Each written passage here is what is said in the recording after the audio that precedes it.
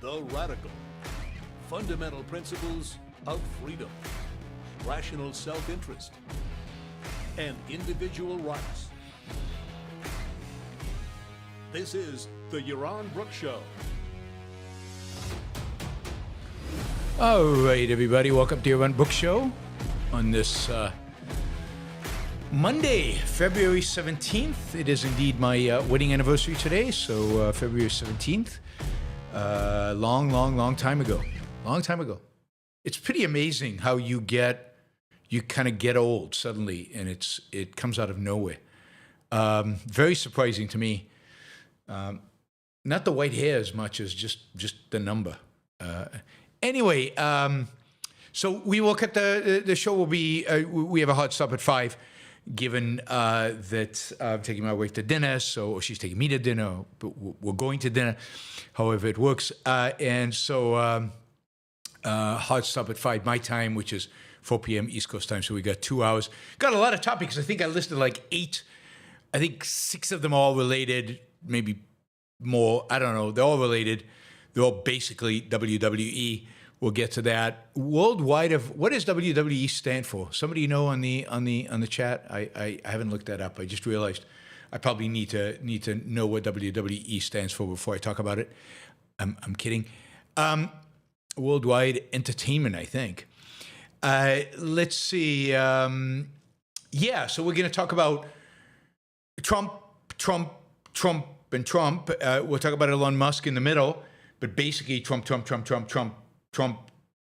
and then kind of offshoots of Trump, and then just, stupidity of U.S. regulations and stuff when we get to a build. But World Wrestling Entertainment, thank you. World Wrestling Entertainment, thank you. So we're going to talk about all of that. Lots of topics to talk about. From, again, WWE, Ukraine, Gaza, free speech, DOGE, Social Security is interesting. Tate, Andrew Tate, that is, not the Tate Gallery. Measles is making a comeback, and build, and whether you can build anything in the U.S. anymore at a reasonable rate. But I think we have to start, particularly given that we're talking about Trump today, we have to start with basically Trump's tweet, I guess earlier today, yesterday, sometime not that long ago, very recently, short tweet, unusual for Trump. He usually writes very long tweets, but this one was very short. He writes, "He who saves his country does not violate any law. He who saves his country does not violate any law." Now, that is Donald Trump. It is interesting to contrast him with maybe some quotes from the Founding Fathers, which I won't do today. But here is Donald Trump placing himself, or he who saves his country, above the law. He is the law. He is the definition of the law because he saved his country. You can't violate the law if you're saving your country. These are words that I'm sure would be embraced by Julius Caesar, by every thug who's turned a republic into an authoritarian state, words embraced by every dictator. No dictator ever says, "I'm here to destroy the state. I'm destroying my country." Every single dictator in all of history has said, "I am here to save the country. That is my only purpose, my only goal. I'm here to save you. And yeah, I have to do these horrible things because to make an omelet, you need to break some eggs. And that's just the way it is. But that's not a violation of the law because at the end of the day, it's for you. And I'm saving you." What makes him different in that statement than anybody else? Our Constitution is not, emphatically not, a end justifies the means document. It is the opposite of that. It indeed emphasizes the importance of means in order to secure an end, which is not saving the country, but the protection of the individual, his rights. I mean, this is about as nationalistic, the country above all, statement as you can get, as an authoritarian statement as you can get. And it contradicts everything this country is about, and it's what made it great and what allowed it to survive all this time and allows it to continue to thrive and survive and exist.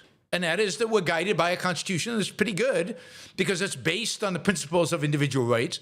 It's based on the principle of limited government, limited to the protection of individual rights as they're understood. And that the law is based on that constitution, and when it's not, it's shut down by the Supreme Court. And that the law is above any individual. And that laws are above any politician. That is what the rule of law means.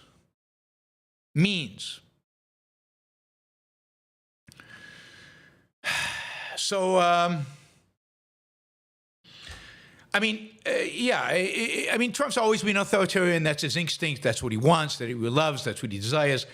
That's ultimately what animates him. And we'll talk about DOGE in a minute and how DOGE fits into all that. But that's what it's about. It's about him having more power, him wanting more power, him and couching it all as I'm just here to save you. I'm just here to help you, and therefore it's all okay. Who cares about the Constitution that was written, centuries ago? This used to be the line from the left. The Constitution is not relevant anymore. What's relevant right now is whatever we need to do right now to do the best for the people. Right? Used to be for the left, and the left-right have converged, and Trump is leading that convergence. And he who saves this country does not violate any law. That is fascism, and it's like Trump. Yeah, call me a fascist. See if I care. I'll say stuff that'll give you lots and lots of reasons to do that. God, there's no end. There's no end to the corruption, and people love him. People defend it. People have no problem with it. People don't care. People don't care. And yeah, republics often fail by turning into empires with emperor, Caesars, right? That's where we're heading. One way or another, with one person or another, that is where we're heading. The fact that there's no massive backlash against what he said just suggests that people are like, yeah, whatever. That's good. As long as we get the left, as long as we crush the left, we don't care. Yeah, and if I'd allowed people like Scott to still be on the chat, we'd have a bunch of people telling me how I don't know what I'm talking about and how, Trump is our savior and all of that. Anyway, that is all a prelude to something a little bit more comical, I guess, and that is, I saw this on this show called Goodfellas. Goodfellas is a show coming out of Stanford, the Hoover Institute in Stanford, a conservative institute, founded originally by Milton Friedman. Anyway, they have a regular show called The Goodfellas, a podcast, which is quite entertaining, quite good. It's got Niall Ferguson, Ayaan Hirsi Ali's husband. It's got John Cochran, who I think I'm quite fond of.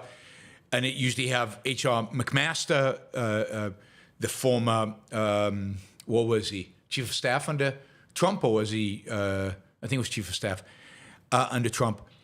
And they talk about stuff of the day. And then this time, McMaster wasn't there. So it was filled in by Stephen Kotkin, who is an historian, who tends to be a little, I'd say, to the center, to the left of the other participants. Anyway, Kotkin had, I think, the best description of the Trump administration's first 3 weeks. And he basically said, you know, Trump's a huge WWE fan, huge, right? And he basically said, look, the Trump administration is like WWE. You have a bunch of wrestlers. They're larger-than-life characters. They've got paint on their face. They're yelling about principles and ideas and stuff like that. They have villains and good guys, and they're fighting, and they have cool names and cool outfits and cool everything. And they pretend to do big, bombastic stuff, saving civilizations from evil and big stuff. Well, all that's really happening is a bunch of entertaining body slams and, you know, but nothing real is actually happening. Nothing real is actually at stake. Nothing real is actually going on. It's just a show with lots of fireworks, lots of bombast, lots of bigger-than-life characters, lots of huge statements, lots of, we're going to change the world, all at the surface and nothing really in the background actually happening. And that's the Trump administration, you know. We're going to unleash hell on them. You know, I'm going to bring peace to Ukraine within 24 hours. We're going to cut $2 trillion out of the deficit by shutting down USAID. We're going, I mean, it's just endless parade of bombastic and grandiose statements about where they're heading. And if you look behind the screen, what you see is a lot of smoke, a lot of mirrors, a lot of fireworks, but not much actually happening. Not much actually changing. Not much going on. And I think that's hugely representative, of this Trump administration, sadly. But, you know, every time, again, I've said this before, and it's true because I really do. I say, okay, because I have friends who are, they're not huge Trump supporters, but I have a good friend who's like, I think he listens to Ben Shapiro. Like Ben Shapiro is all positive about DOGE and all positive about this stuff that Trump's doing. And it's like, I want to be positive too. It's like, well, it'd be cool to be positive. I want to be positive. And I just can't find it.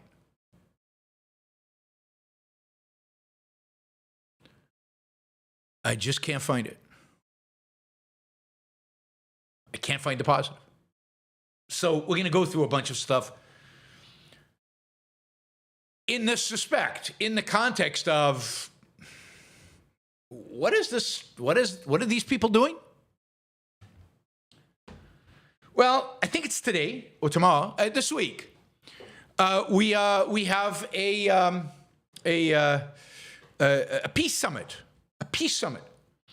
in, of all places, the wonderful Republic of Saudi Arabia, where the Secretary of State, Marco Rubio, will be meeting with the Russian, what's his name, Favanov, I forget his name now. I can't remember names, it's terrible. I was just listening to him a few minutes ago, kind of articulating his argument, basically, in the negotiation, his position in negotiation. Lavrov, thank you, Lavrov. And they're going to go to Saudi Arabia, and they're going to sit down, and they're going to negotiate a peace, not between the United States and Russia, but between Ukraine and Russia. The Ukrainians will not have a seat at the table. The Europeans, who are obviously an interested party here, because Russia is a direct threat to them, will not have a seat at the table. The United States has already agreed that, basically, Defense Secretary said this, that Ukraine will never be a member of NATO. The United States has also agreed that the original borders of Ukraine, it's never going back to that.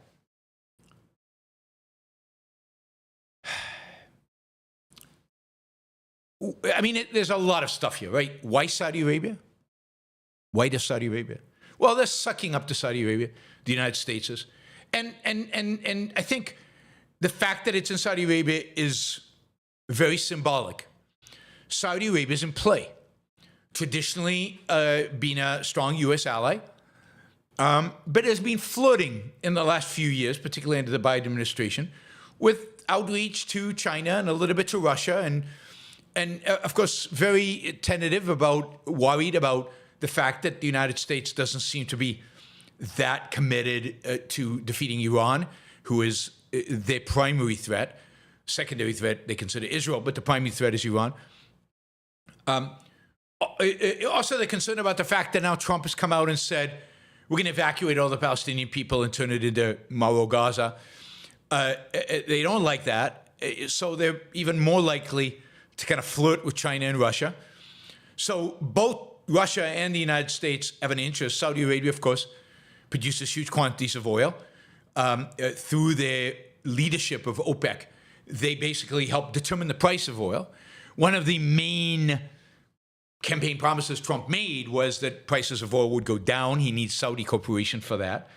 So there's a lot of reasons why this is going to be in Saudi Arabia. The Vance going over there and meeting with Lavrov is just an initial step. Supposedly, Trump and Putin will then meet in Saudi Arabia soon. No date has been specified yet. Again, sucking up to the Republic of Saudi Arabia. And I'm kidding. It's a kingdom, for those of you who don't know. And all of this, as the United States is representing Ukraine in a peace agreement, where the Ukraine has basically said, they don't represent us. We don't want Trump negotiating for us.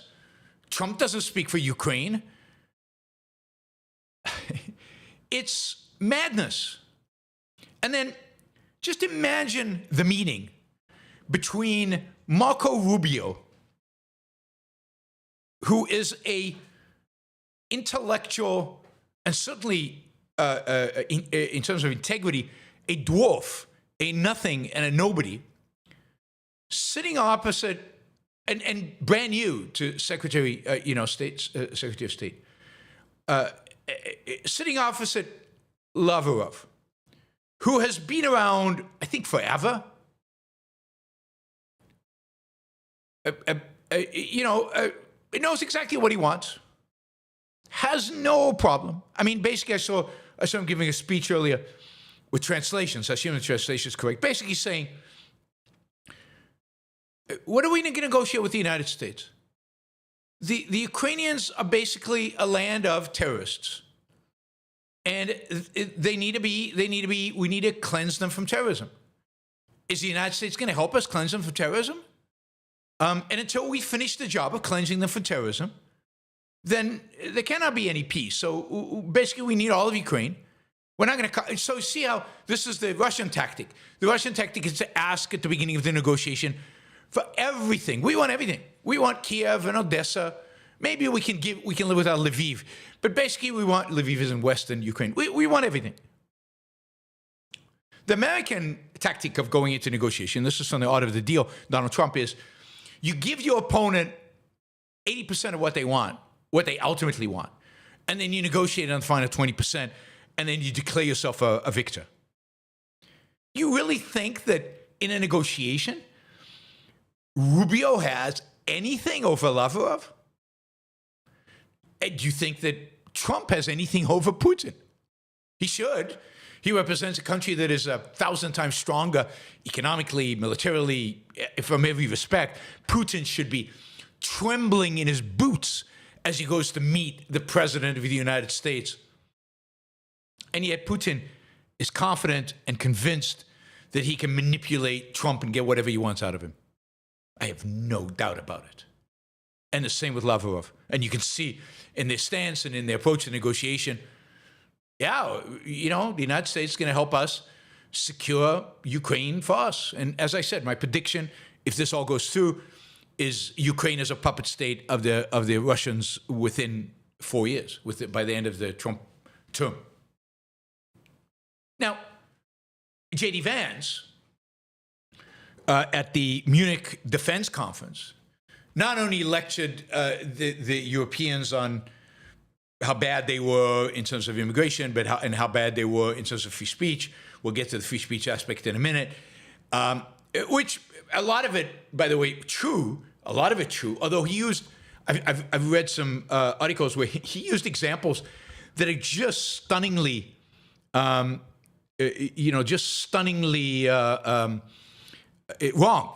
So he undermined his own case by using bad examples, even though there are plenty of good examples.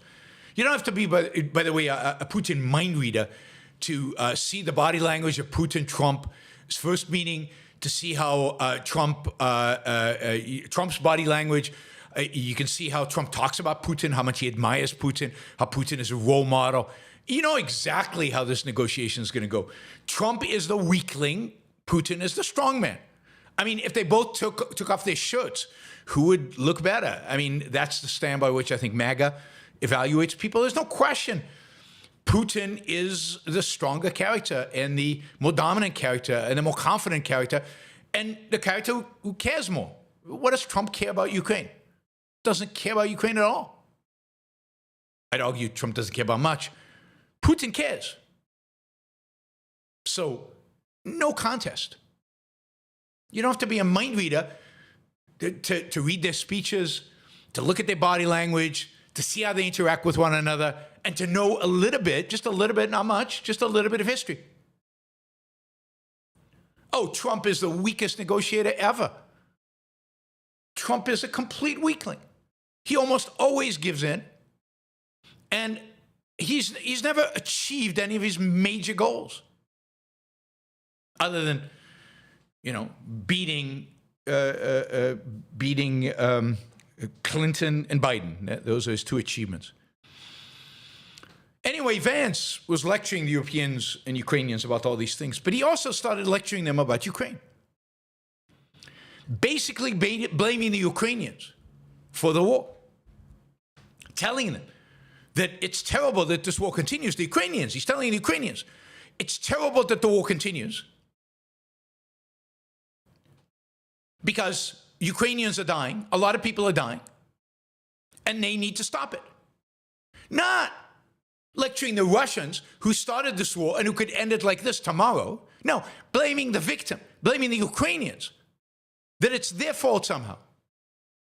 I mean, these Ukrainians who are defending their families, their homes, their lives on their land from an aggressor, from an initiator force, from a monster who's trying to take over their country, kill their people.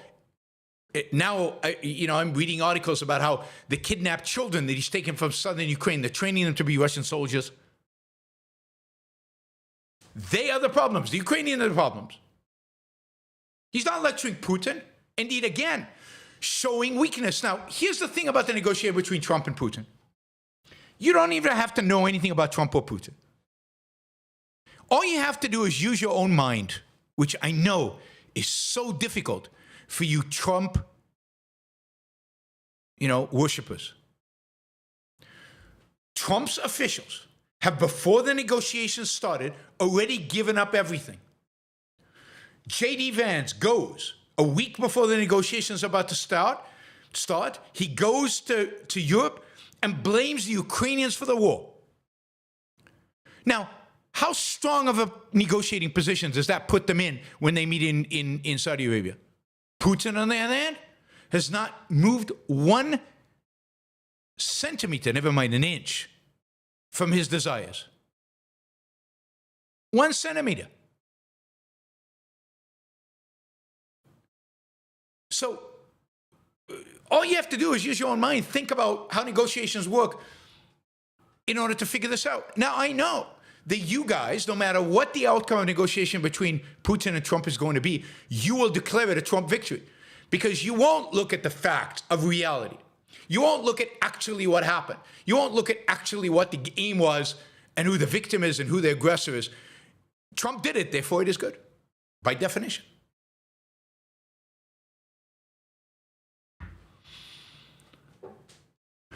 So, JD Vance not lecturing Trump, but lecturing the Ukrainians, puts the United States in a very weak negotiating position. Lavrov has to say, look, we all understand that it's Ukraine's fault. Great.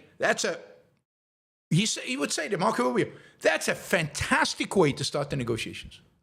Let's start from there.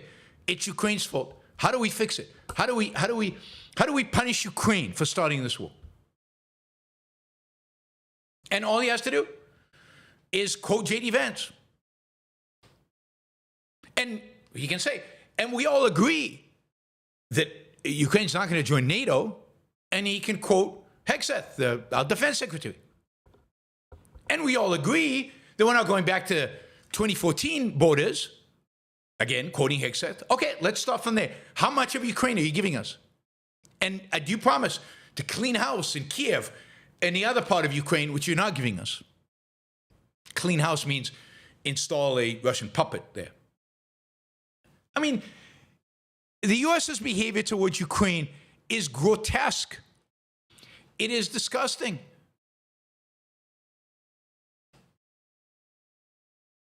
It is truly grotesque and disgusting. And the world is looking. Europe knows that the United States is no longer a reliable ally. They're in panic mode. Maybe this will actually be good for Europe. They'll gain some balls and gain some independence and go and do their own thing. Maybe that is what will happen. I hope. I don't know, but I hope. China's looking at this and saying, let's see how Trump does with Putin.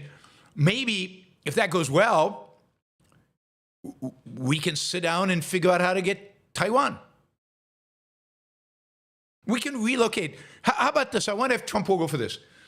Chinese promise to relocate the TSMC factory that makes chips to the United States. In exchange, the United States hands Taiwan over to the Chinese. Wow, I think Trump would go for that. I hope the Chinese government is not listening right now. All right.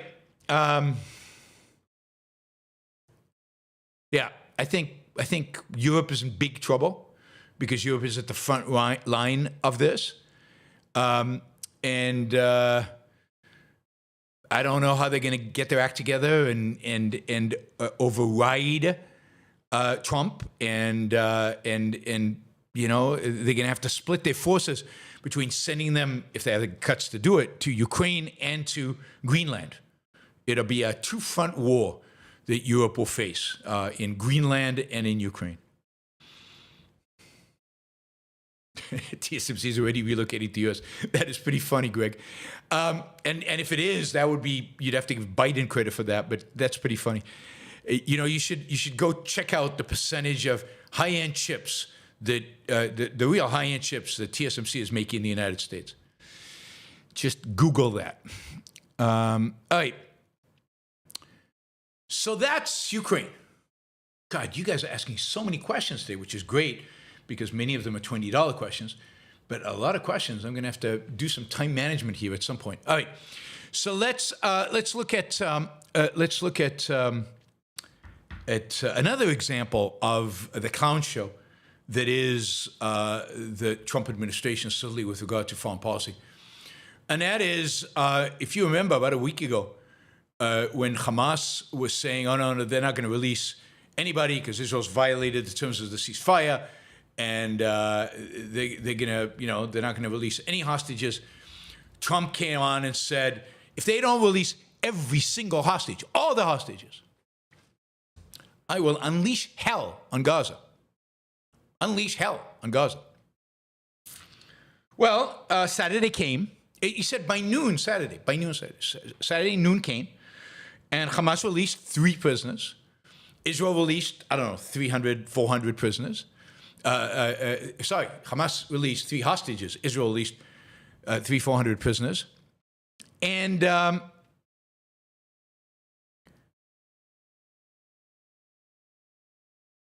no hell was unleashed. Nothing. It just was another Saturday on this stupid, absurd, morally offensive ceasefire deal. Israel released 300 terrorists, murderers, and it got 3 of its young male hostages back.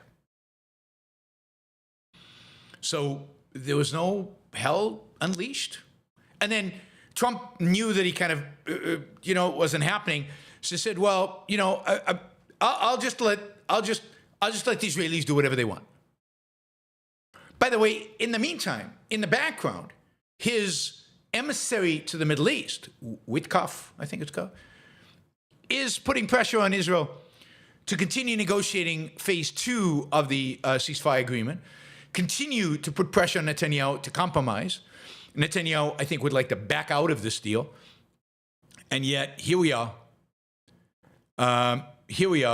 Where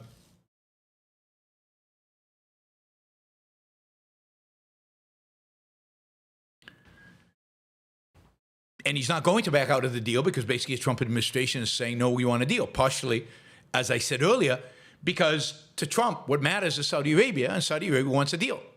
Saudi Arabia wants a two-state solution. Saudi Arabia does not want Israel to go in there and, fight a total war. Saudi Arabia does not want hell unleashed on Gaza. Saudi Arabia does not want Trump to build Gaza. Saudi Arabia wants it to build Gaza for the Gazans. It wants to return to the status quo. And it'll pretend Hamas is not a charge, but they will be. And again, we will see who wins in that negotiation between the U.S. and Saudi Arabia about the fate of Gaza, because I'm sure they're going to talk about that when Trump is in Saudi Arabia, and I'm pretty sure Israel is going to be excluded from that negotiation.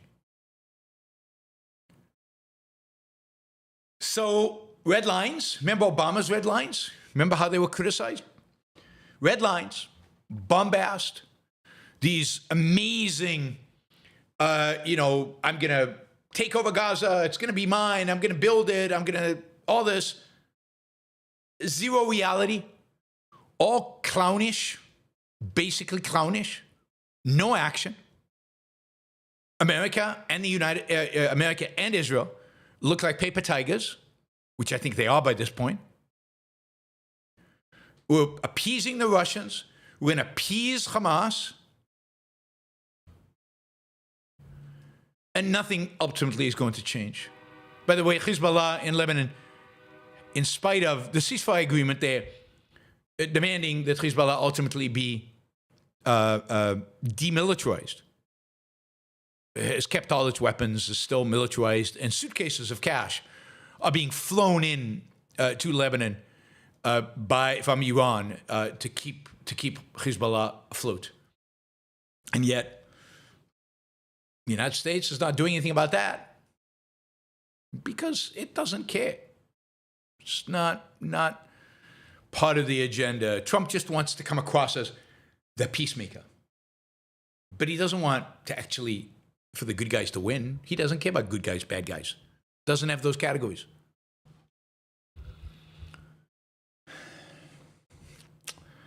All right, free speech. Let's talk a little bit about free speech. A few things about free speech happened this weekend. JD Vance went to Europe and basically made a pitch for free speech and accused the Europeans of not defending free speech, indeed of violating the principles of free speech. And it's absolutely true. Europeans have hate speech laws on the book.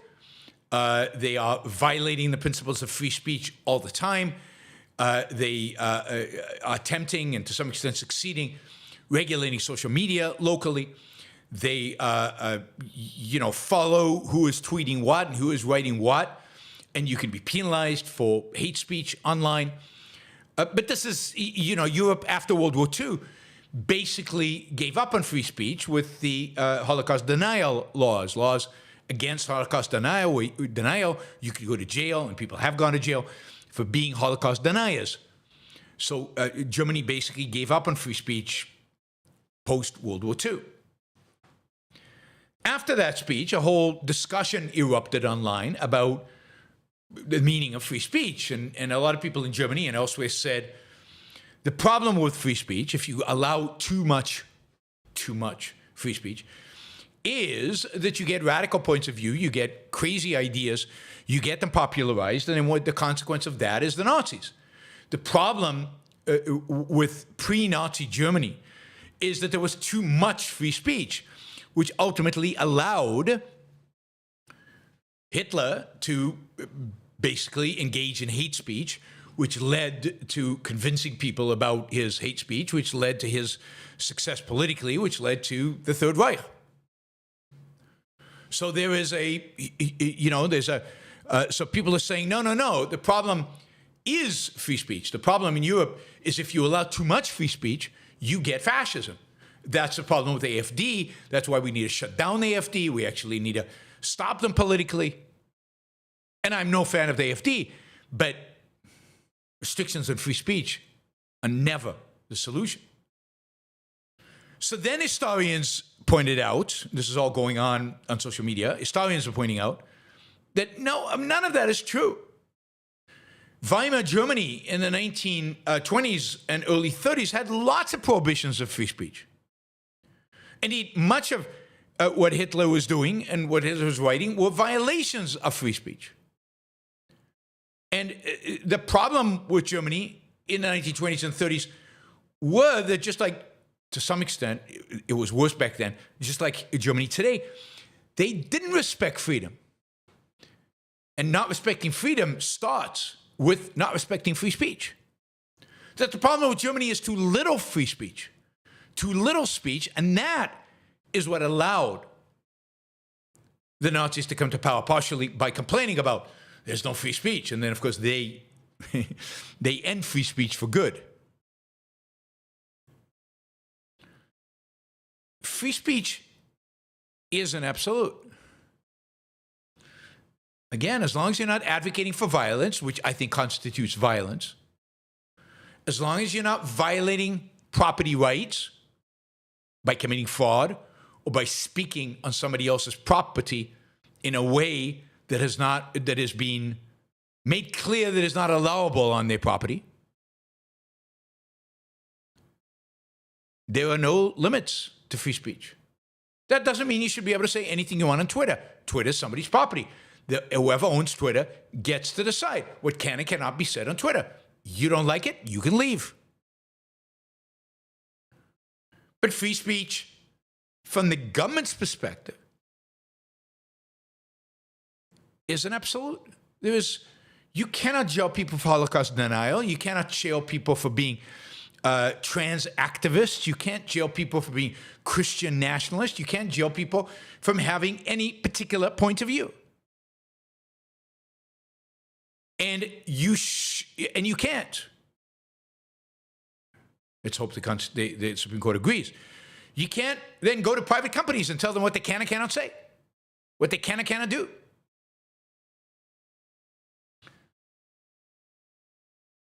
And yet, in Europe and in Germany, look at the hate speech laws in England, look at all over the place, hate speech laws are awful.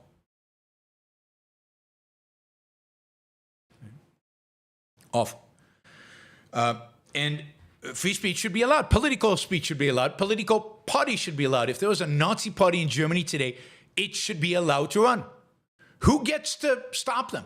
Who gets to make the decision about which speech is allowed and which speech is not? Which political parties are okay and which are not?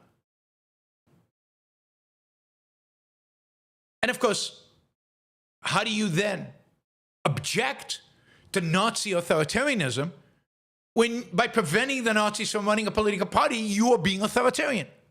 So you're already accepting the authoritarian nature of what they're doing, just with different concretes.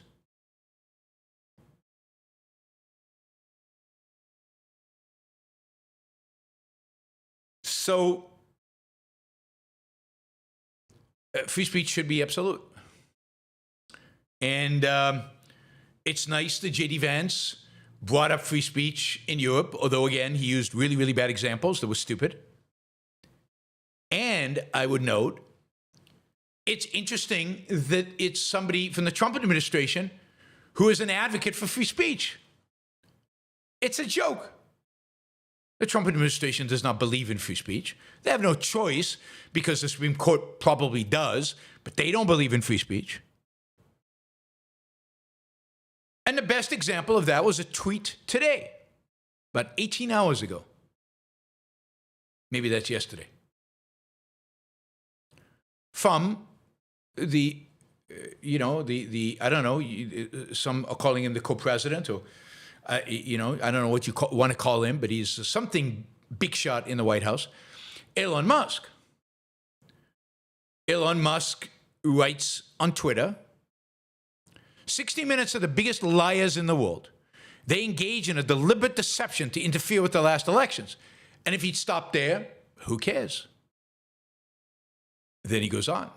This is maybe the second most powerful person in America today, maybe the most powerful. But suddenly somebody sitting at the seat of government. So 60 Minutes are the biggest liars in the world. They engage in deliberate deception to interfere with the last election. Okay. They deserve a long prison sentence. They deserve a long prison sentence. So journalists who say things that you don't like before an election deserve a long prison sentence. Just to be clear, it's not a crime in the United States to deceptively edit media, if that was done by 60 Minutes, in order to try to influence the audience to go one way or another politically. If that were the case, then Tucker Carlson would be in jail, and everybody pretty much at Fox News would be in jail, and most of CNN would be in jail, and certainly everybody at MSNBC would be in jail. Really? This is Elon Musk. They deserve a long prison sentence. Elon, your hero.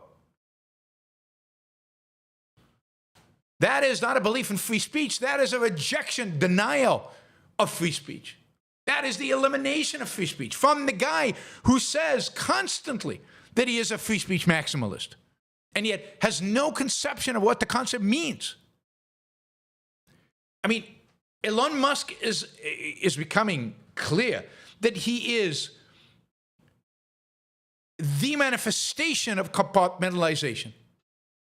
He is a brilliant CEO and businessman, I think. With no understanding of politics, of any kind of deeper ideas, of any kind of philosophical ideas. And he's become a troll. 60 Minutes staff should deserve a long prison sentence. And it's not like when he was criticized, he's taken the tweet down. Tweet is still there. Tweet is still there. He has no problems with it.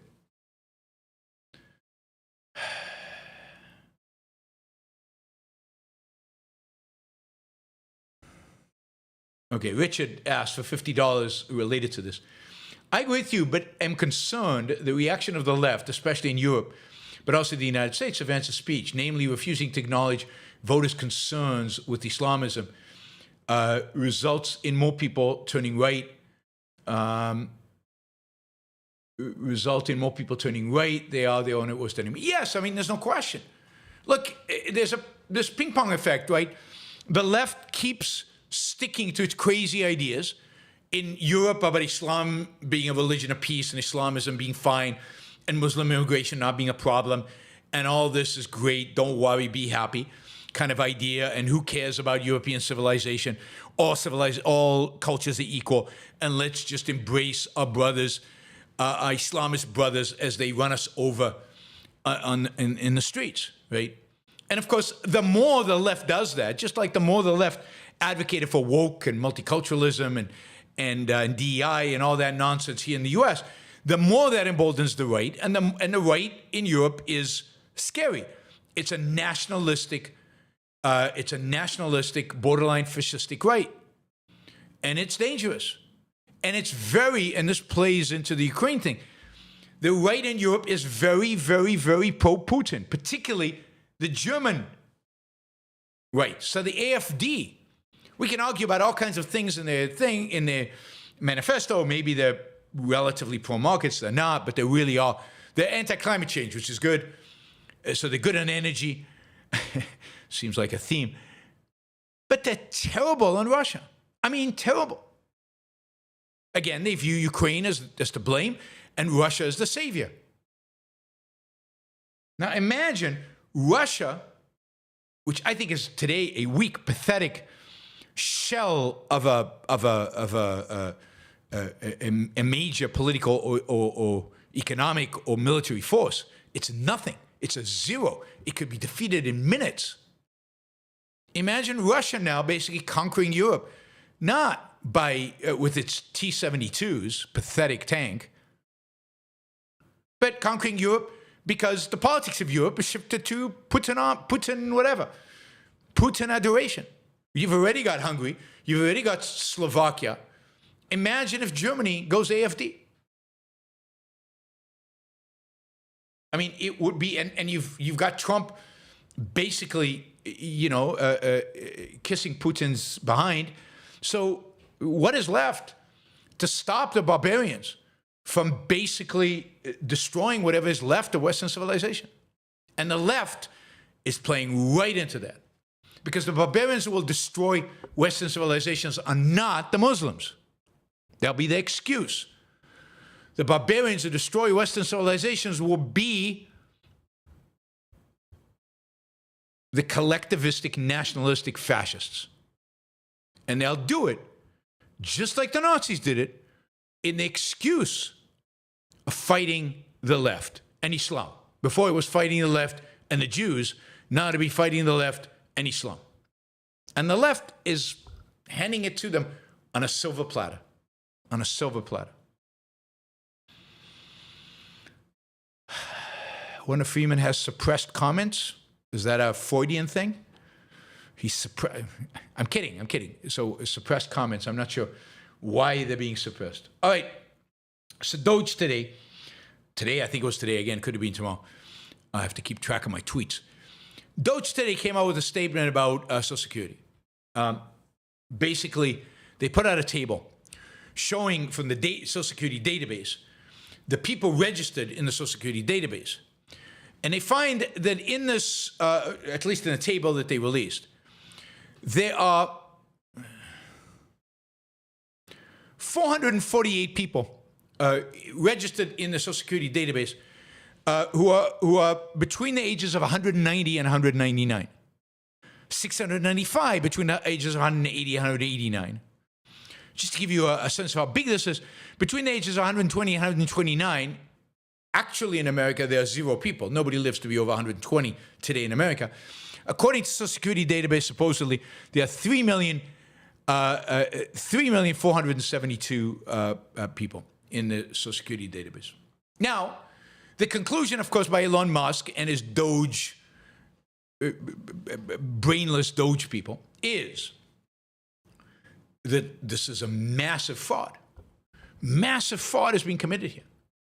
People who are basically dead are getting Social Security checks. We're talking not a few million. We're talking about like 60 million people are getting Social Security checks that should not. I mean, Elon Musk tweets, according to Social Security database, these are the numbers of people in each age bucket with the death field set to false. Maybe Twitter is real and a lot of vampires collecting Social Security. So a number of things here.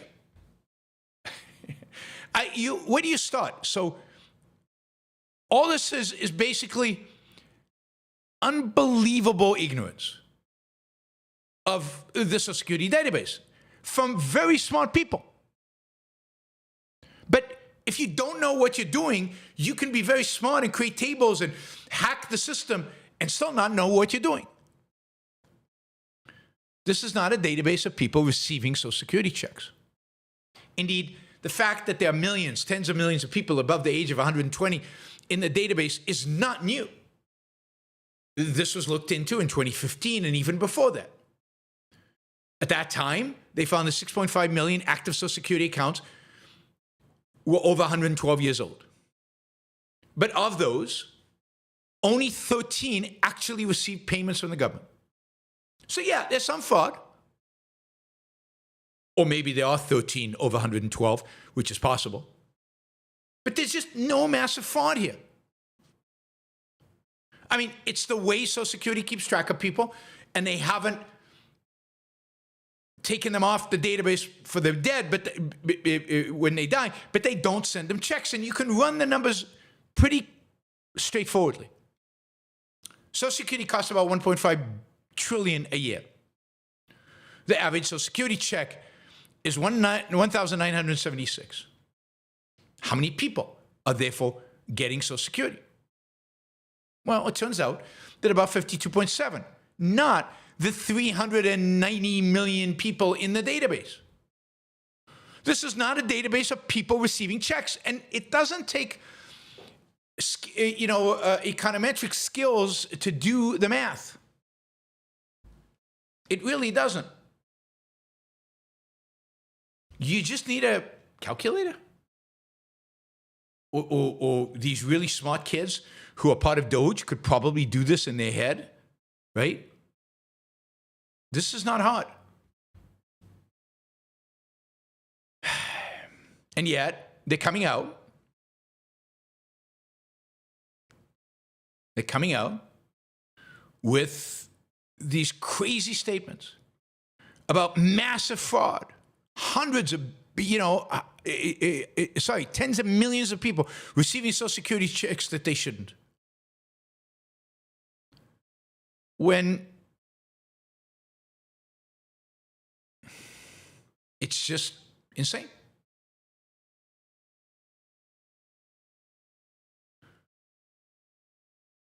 Anyway, and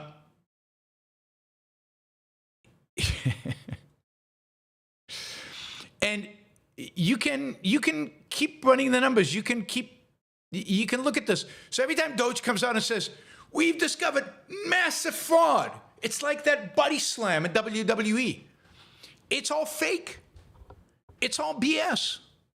It's all nonsense. Now, to generate what we'll talk about, but it's all,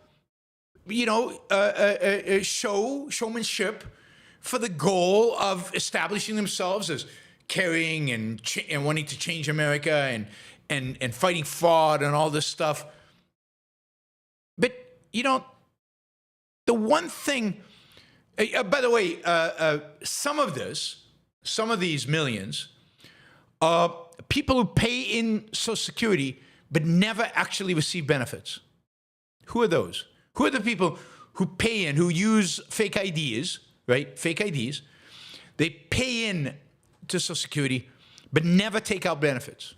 Anybody know who those are? There's about probably 11 million of those. Illegal immigrants. Illegal immigrants get a job. They use some fake ID in order to get the job. The employer deducts Social Security taxes from their paycheck when they give them when they pay them, and it all goes to Social Security fund, and it never gets paid because they never get paid because they never claim it, because if they claimed it, it would discover that it was a fake ID and they're actually 140 years old or something, so it never gets paid. Now that's a net, quote, benefit to Social Security. So, there's so many different ways you can look at this data set and look at these numbers and figure this out. And there's so many smart people online who know how to do this. The one thing you can say with almost certainty is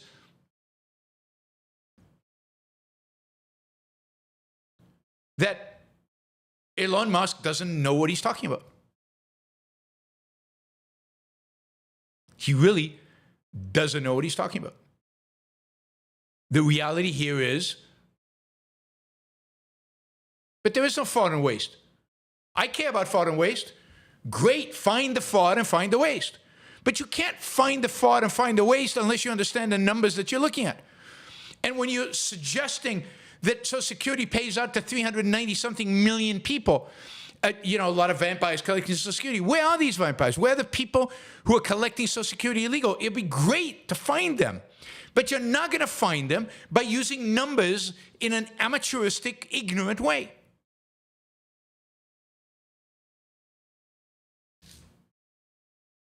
And what all this reflects is that all this is about is bombast. It's attention grabbing. Nobody cares. And that's the other thing. Everybody says, Yaron, DOGE is doing this, but now people care. Now people care about. Nobody cares. Nobody cares. Like Trump's approval ratings have not jumped to 65% because Americans now realize how corrupt the government is and they want it cleaned up. Trump's approval ratings are dropping.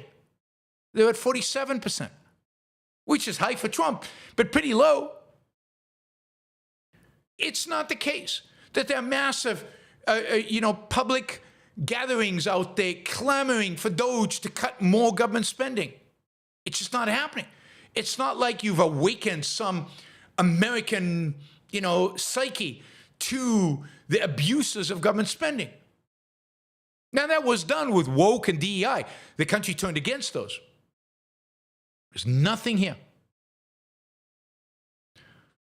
And, you can work really, really fast, work really, really fast without tweeting every 5 minutes some lie or falsehood or deception, or I don't know what it is, because I assume these people are not idiots, without deceiving the American people every 5 minutes, which is what they're doing. You can still work fast, break things. I'm all for working fast and breaking things. DOGE could be amazing. Amazing. But what are they doing and why are they doing it? What's the purpose of DOGE?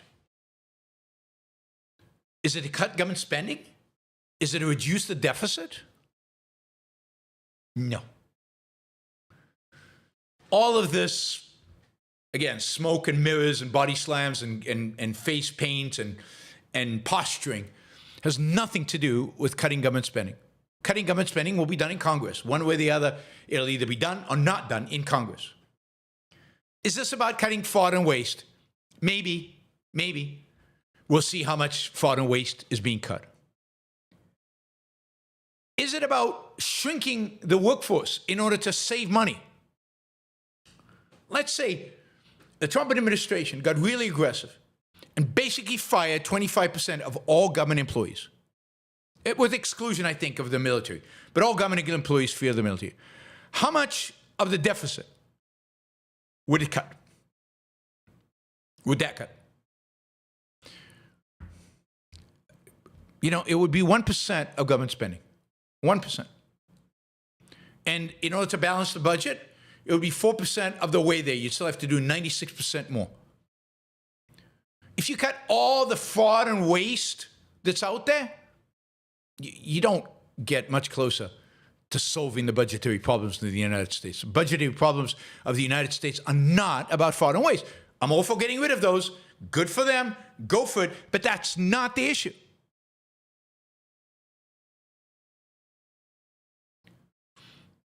It's not about fraud and waste. It's about programs. It's about Social Security. It's about Medicare. It's about Medicaid. It's about defense spending. But it's about the welfare state. It's about government subsidies to businesses. It's about the complexity of the tax system. It's about all the hard stuff that if you're actually paying attention to where the work is really getting done, this is all smoke and mirrors and WWE. This is the body slams. This is the face paint. This is all mirrors, smoke and mirrors. If you actually pay attention to where the real work is being done, which is Congress, where they're trying to put together a budget and tax policy, you will discover that the taxes are going to get more complex. The government spending is actually going to increase next year. In dollar terms, the government will spend more money in 25-26 than it did in 24-25. Trump will spend more money than Biden. That's the budget. The budget Trump will sign, if there ever is a budget. So the real stuff is being ignored. Absolutely being ignored. And in many respects, what's going on right now is just a distraction.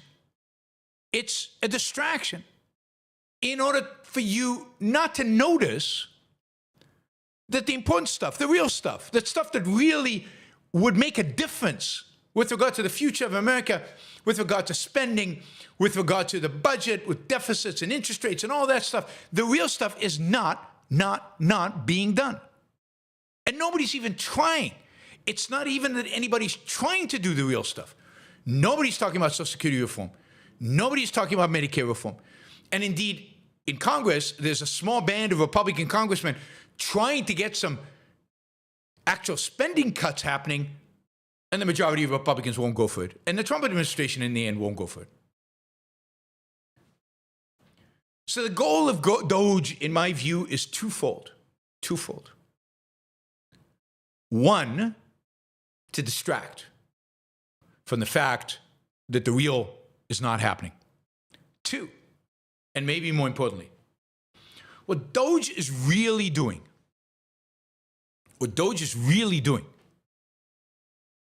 is it is cleansing government from political opposition.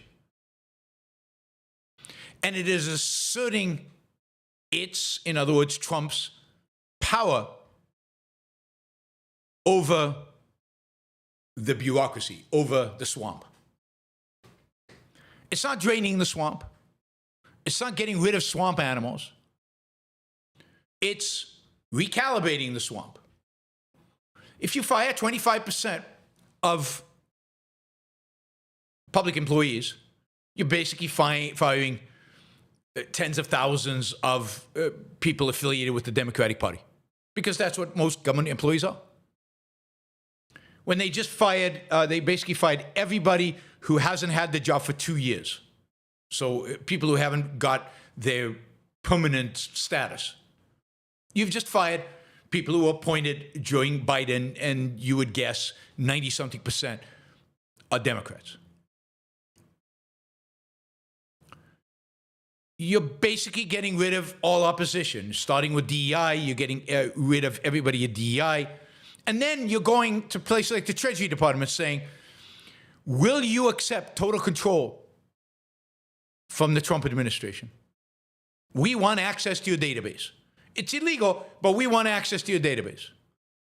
Those people in the Treasury Department who resisted are out. Those people in the Treasury Department said, yeah, sure, what the hell, are in. USAID, again, which is, it's not fraud in USAID. There was no fraud in USAID, and it's not even waste. It's what USAID was intended to do. Now, it's unbelievably corrupt and horrible, not the role of government, and stupidly done and all of that stuff. But it's what Congress voted for, what Congress approved. So I'm glad USAID is shut down. Should have been shut down decades ago. I'm glad all its programs are shut down. Good programs, bad programs, I don't care. It's not the role of government to do USAID. They shouldn't be doing it. And if it goes to courts, maybe a court will declare USAID unconstitutional. That would be great.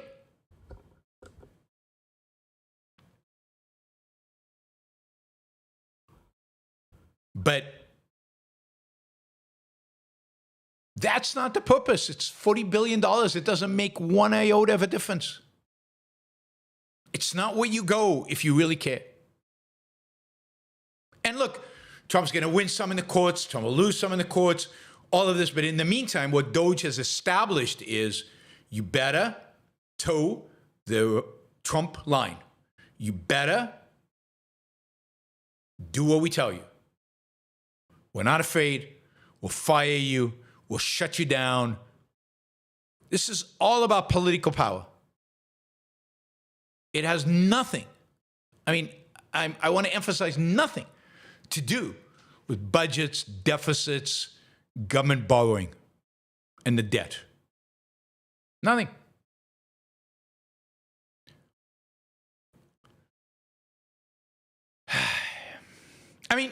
I believe that Musk wants to cut government spending, but he can't. He knows he can't. He's not stupid. He's lying in order to gain more power, so maybe one day he'll be able to do it. But he knows he can't do it. It's almost impossible to do. It is impossible to do without the cooperation of Congress.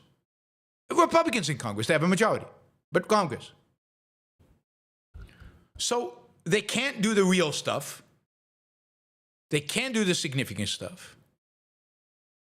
So, they'll, instead of cutting the dream that conservatives once had of cutting Social Security and cutting Medicare and changing budgets for real, now they're going to celebrate firing DEI consultants who could be hired like that by the next president,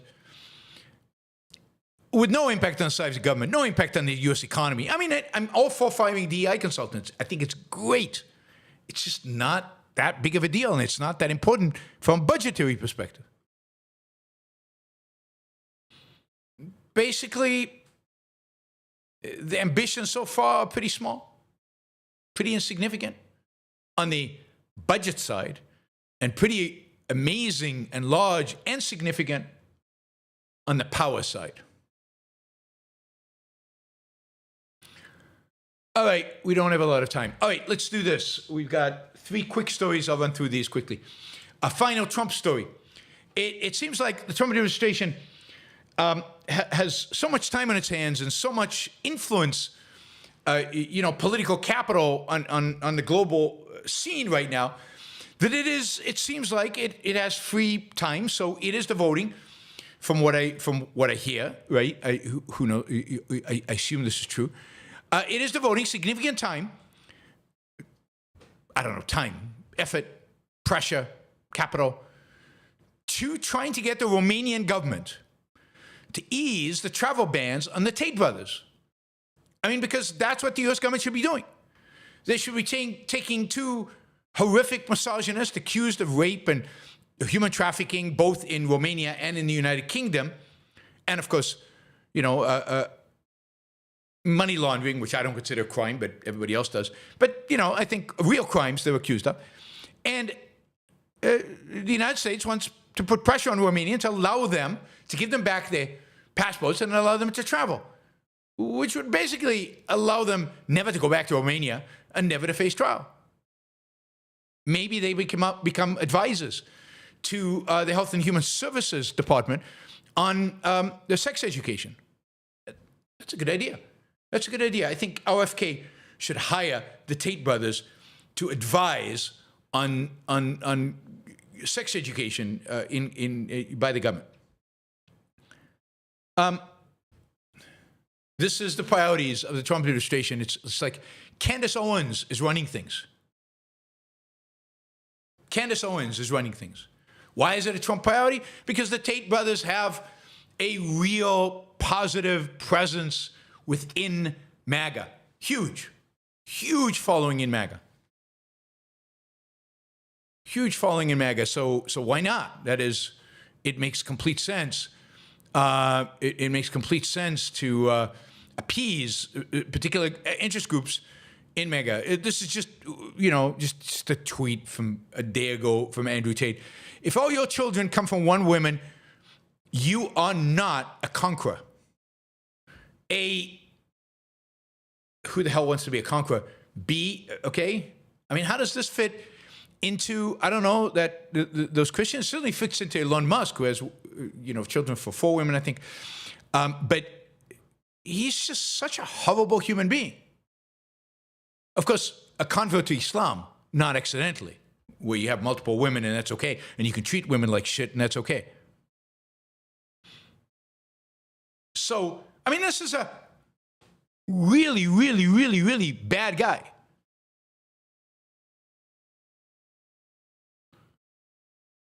And here he is.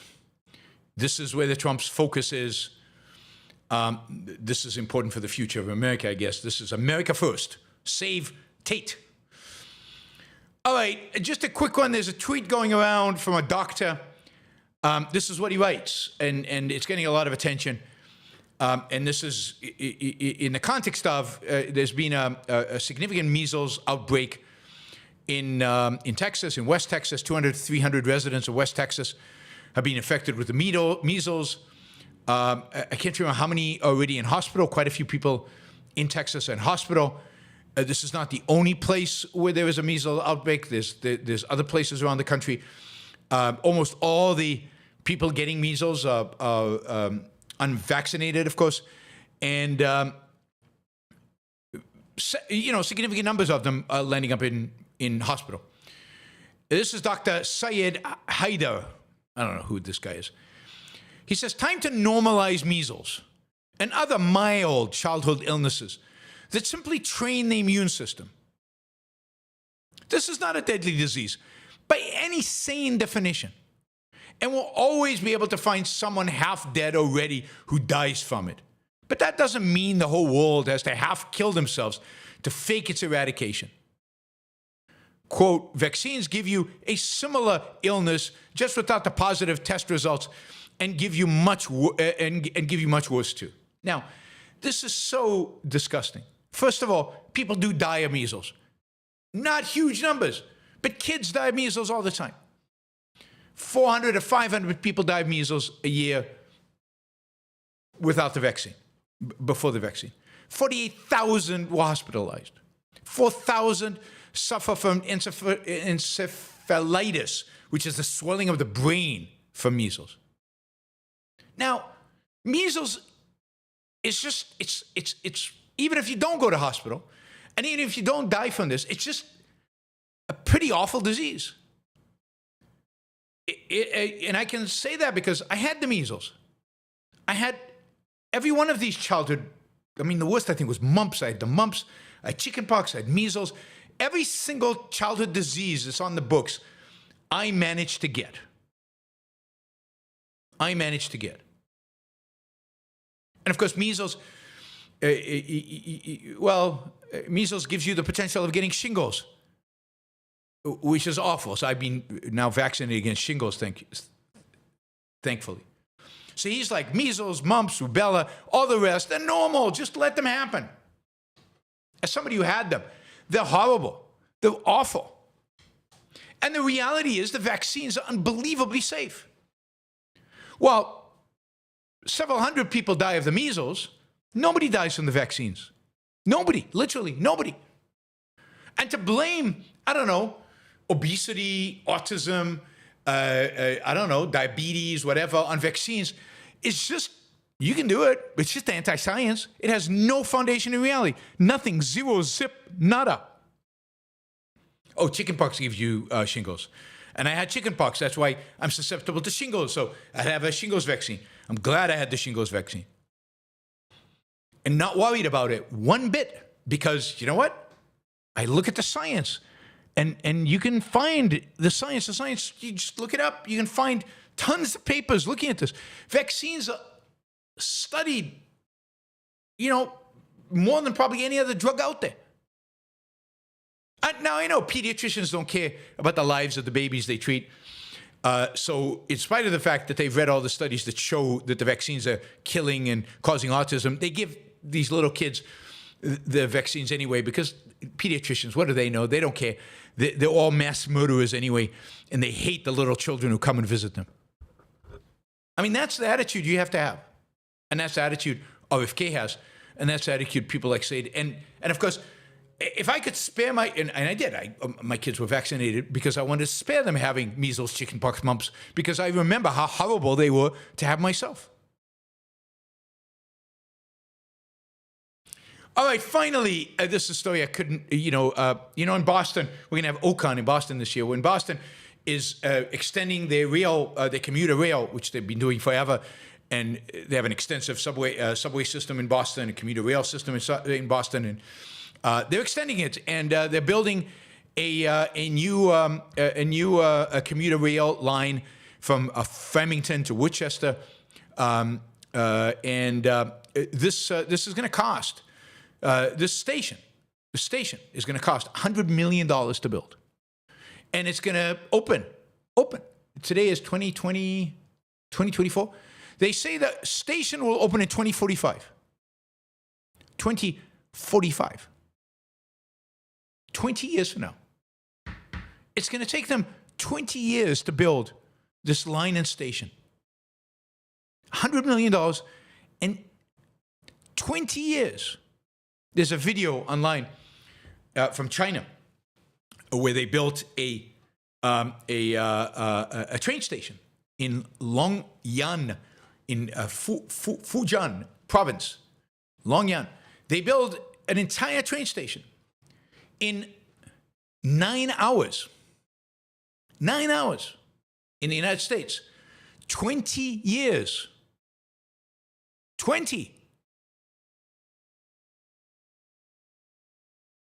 I mean, how many stations, when the Boston subway originally was built and they had a tunnel and all of that, how many stations did they build then?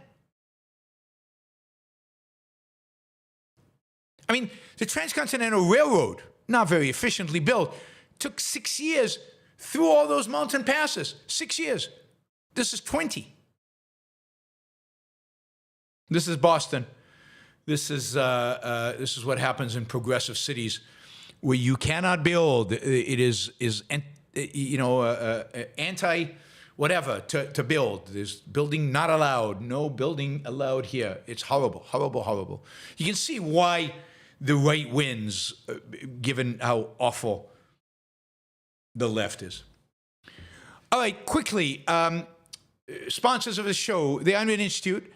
And what the Institute is offering right now is it's got an ARU auditing. You can attend Ayn Rand University as an auditor.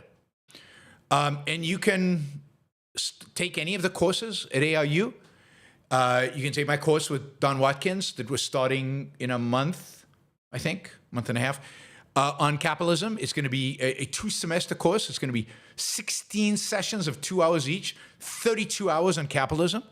It's going to be a blast. Well, you can audit these classes. And right now, if you're a listener to the Yaron Brook Show, you can get 10% off of ARU auditing by using the code YBS10. YBS10, when you check out, when you sign up to audit, you can get 10% off. This academic year, you have access to 10 courses. You have the ability to attend class live or to watch recorded lectures. You don't even have to attend the live classes.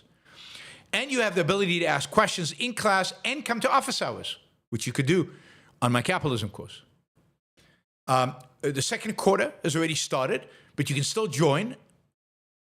I'm teaching the class on finance. You could audit that, although it's a little late because we've already gone through a big chunk of it. But you can catch up on the recorded classes already. So you can do that, get a 10% off YBS 10. All right, since we're short on time, I'll just mention Alex Epstein as a sponsor. Alex Epstein, world expert on all things fossil fuels, energy-related, electricity, climate change, environmentalism. You can catch Alex at alexepstein.substack.com. alexepstein.substack.com. His talking points will change the way you approach communicating about these ideas. He revolutionizes the way people think and the way people communicate. And of course, he has a lot of influence on energy policy, I think, in this administration, which is great. One of the few good things that are going to happen in this administration is going to be in energy. Energy policy is going to be huge, huge, and beautiful, and amazing. All right, reminder, become a Patreon subscriber. There are 190 people watching right now. Please consider becoming a subscriber. If you're not a subscriber, just hit the subscribe button. You'll know when the show is on. Please go and subscribe and and join us on a more permanent basis. It doesn't cost you anything to subscribe. If you want to support the show, Patreon, search Yaron Brook Show, become a monthly supporter. It's great. All right, let's jump into the questions. Let's start with Noel. Noel says, Musk is a Dr. Evil. He brought a 4-year-old to a press conference in the Oval Office and behaved like Dr. Evil would with Mini-Me. He's weird.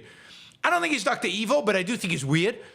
The idea of bringing a 4-year-old to an Oval Office during a press conference is a little weird. I don't think Donald Trump liked it. He was pulling faces there. But, one thing I like about Elon Musk, and I know a lot of people don't, but I like this, is his casualness. He's casual. He's not stuffy and formal, and I like that. So to the extent that these things are expression of that, I like that. But what scares me is how moronic so many of his tweets about what DOGE is doing and by cutting government spending are, how detached they are from reality and how detached they are from the facts. That worries me, given that he's a smart man. So given how smart he is, for him to be doing that suggests either he's too busy to pay attention to the facts and to what's actually going on, or he's being unbelievably manipulative, which is very dangerous, very dangerous. kids in the Oval Office is not weird. Kids at a press conference is weird. Kids in the Oval Office is fine. Kids at a press conference is weird. Now, I think it's also weird, you might not, but I think it's weird that he has kids with 4 different women. Not a particularly healthy way to raise kids. Not a particularly good way to, do things or build relationships or build lasting relationships. I don't recommend having 4 kids, kids with 4, 5, 6 different women. But, and yes, to each his own. I'm not going to, but yeah, I don't think that says a good thing about his character. It's not to each his own. Character is not to each his own. Okay, Remo. Now that I've watched Mr. Sunshine, I've become a bit interested in South Korean culture. Can you tell us something about the values in South Korean culture, good or bad? I don't know South Korean culture that much. I mean, I love Mr. Sunshine. You should definitely watch 801 Class.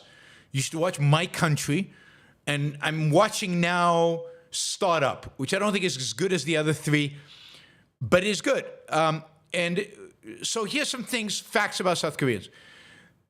Well, I don't have that many facts, but one fact I know about South Koreans, they're the hardest working people on the planet. They work more hours per year than anybody. It's part of how it got them rich. They're a wealthy culture. They also do not have sex, they do not get married, and they do not have children. They have the lowest fertility rates in the world. It's I think it's below 0.7.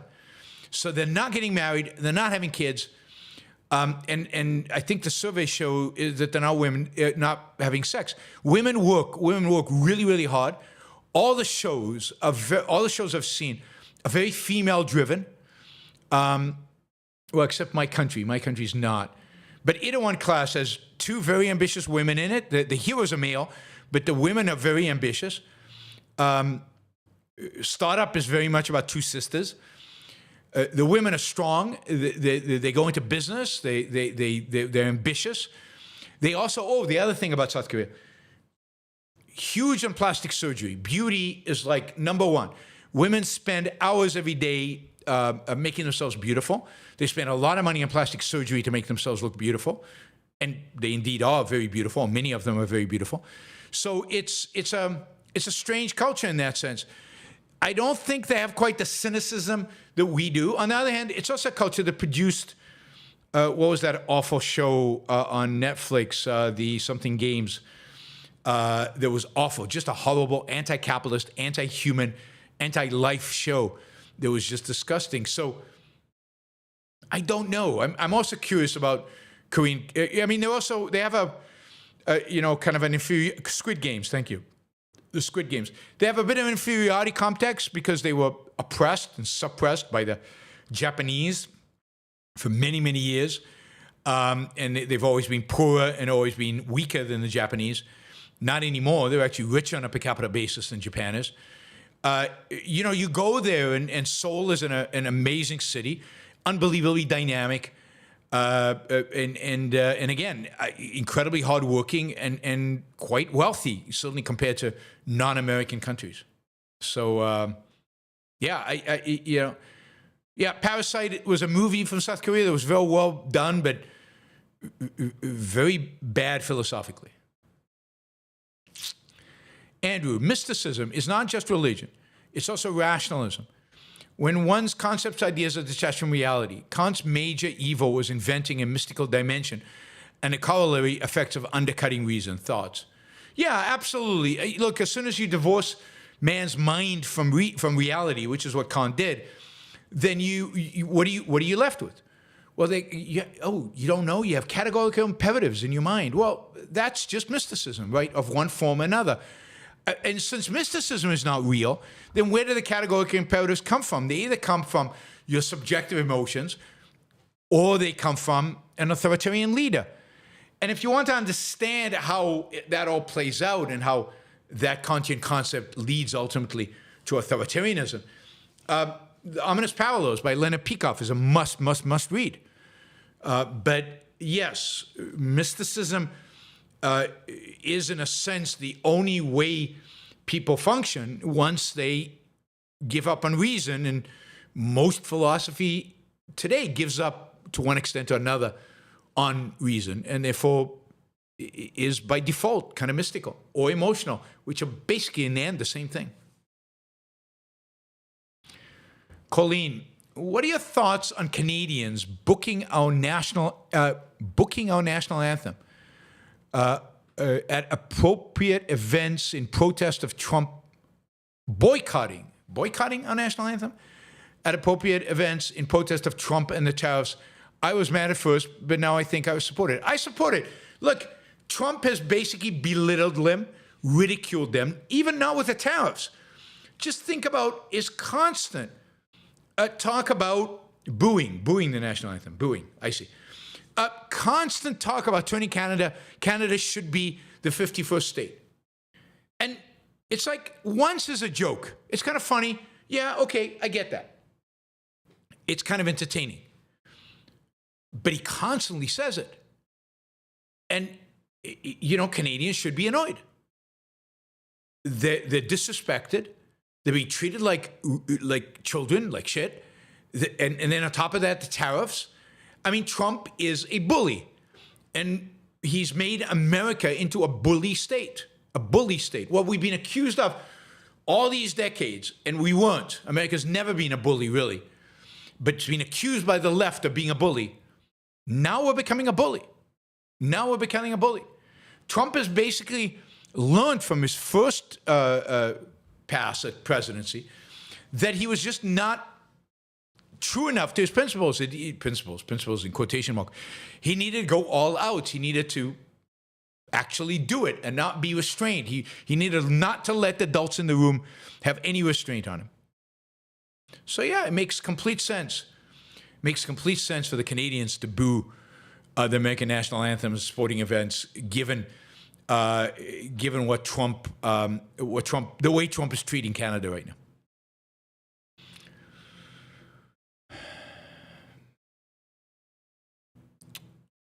Clark, do you think narcissism is more prevalent on the left than the right? That has been my experience. I don't know. I mean, I don't know how you categorize left and right, right? Is Trump left or right? I guess he's right, but in what sense? Narcissism is prevalent among powerlusters, and those come on both sides. Yeah, I don't know. Certainly very prevalent on the left, among the crazies on the left. But I think it's just prevalent in our culture today. Right? I think it's just prevalent in our culture today. Mike, do you think we have a chance to mitigate the damage in the 2026 election? How? I mean, what are you going to do? Vote for the Democrats? So you have some kind of stalemate? How is that going to mitigate the damage? I mean, the less will get, Congress then becomes even more impotent. It gives Trump even more incentive to go authoritarian because he can't rely on Congress at all. Now he has at least a facade of the Republicans have a majority. He can play with the Congress. He ignores Congress if the Democrats win in 2026. And what can they do, right? They couldn't impeach him last time. Republicans will never go along with impeaching him, so they can't get rid of him. I mean, I think it would be good if one of the houses were Democratic, because it would prevent Republicans from doing really, really stupid things, like talking about impeaching judges. They can impeach judges who rule against Trump. Wow. I mean, no, that's not authoritarian at all. I mean, the Republican Party has basically emptied itself out from all content. It is now a Trump acolyte party. It just does what Trump wants it to do. It supports Trump 100%. It doesn't challenge. It doesn't question. It doesn't. You saw that with the nominees. They all passed. It really is a pathetic excuse for a political party. And, it's become very, very dangerous because they will basically salute anything Trump does. Now, I'm not sure the Supreme Court would, but I think Congress will. And that is not good. We need you want conflict between the executive and Congress, at least at some level, because you want checks and balances. If the Congress is just going to say yes sir, whatever you want, then what's the point in having a Congress? Skip it, get rid of it. So it'd be good for the Democrats to win, but I'm not sure you can undo the damage. And on the international front, there's no way to undo the damage because Ukraine will be lost. Our credibility in the world and our soft power in the world will be gone, and it will take a long, long time before we get any credibility. Michael, isn't it more work to be a power-lusting totalitarian than to introspect or go to therapy or work on your insecurities? But why is work the standard? Nobody thinks of this in terms of work. You are what you are. And why would you not accept it and just do it, right? So they'd have to think it was a problem. They'd have to think it was a problem worth fixing. They'd have to want to fix it. They'd have to have the desire to fix it and put the energy into fixing it. Instead, they put the energy into what they wanted to begin with, which is to be a power luster. It's not an issue of, the purpose of man is not to minimize the work he does. Michael, is Donald Trump implementing Steve Bannons' flood the zone philosophy? Yes, absolutely. Going all gas, no brake, doing so many unpredictable things at once so that the media don't have time to focus on any one thing to undermine him. Yes, absolutely. There's no question that's what he's doing. And he's overloading the American, the media and American sensibilities so that we can't keep track of everything. And as a consequence, I think we're not going to pay attention. And when he does the really crazy stuff, for example, what he's doing to Ukraine, I don't think anybody seems to care. And, he can just get away with stuff, becoming more and more authoritarian, and nobody's going to pay attention. Nobody's going to notice, in a sense, because they're too focused, with the latest absurd thing that he said. So yes, definitely flooding the zone. No question. This is Bannon's philosophy through and through. Ali, what do you think about $500 million Cybertruck deal between the government and Elon Musk? Does that negate all the savings from DOGE?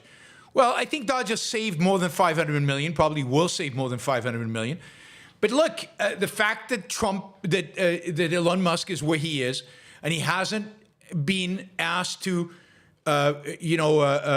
zero out his investments in all these companies that depend on government contracts, and the fact that he's in a position to fire people and not fire people, put money into projects or not put money into projects. I mean, talk about cronyism. This is cronyism on steroids. This is like the biggest crony event ever. I mean, put even aside all those things. Think about the effect that Elon Musk could and might be having on China policy. He has a huge business interest in China. He has every interest for Trump to negotiate and appease China. So, I mean, usually when somebody takes a cabinet position, a significant position in government, they have to divest from their financial interests that might be affected by what they do in government. And yet Elon Musk has a position in government where he's affecting his investments, and he's not being asked to divest a single one of them. I mean, the conflict of interest here is just through the roof. Through the roof. Isn't it fascinating? As the Cybertruck is being phased out because it's not a success commercially, the government steps in and buys $500 million worth of all that inventory they can't sell. Richard, hey, Yaron, did you see JD Vance's speech in the EU the other day? I'm a bit nervous because he actually made some compelling points about their inability to defend free speech. Curious what you think. Yeah, I agree. I talked about it before.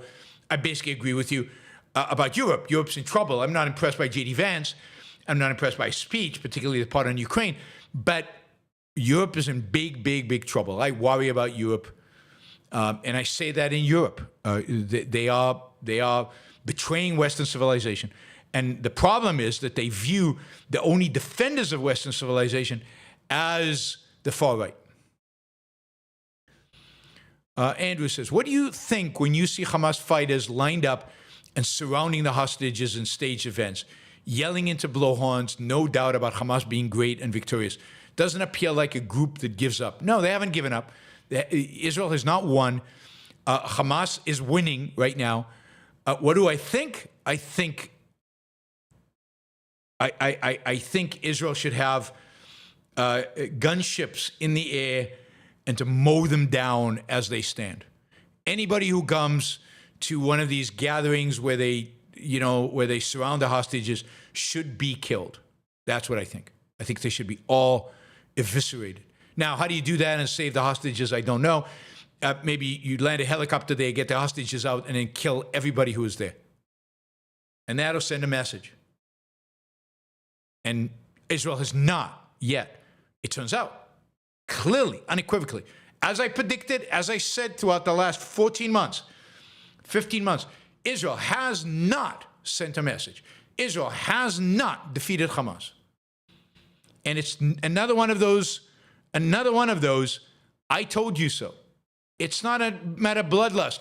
It's a matter of justice, absolute justice. I am a big believer in justice. And when I see an injustice, my blood boils. And what we're allowing Hamas to do is a massive injustice, and they should pay for it with their lives, because that's it. That's all they've got. And Israel needs to win. And we will all, American people, Israeli people, the West more broadly, lose if Israel does not win.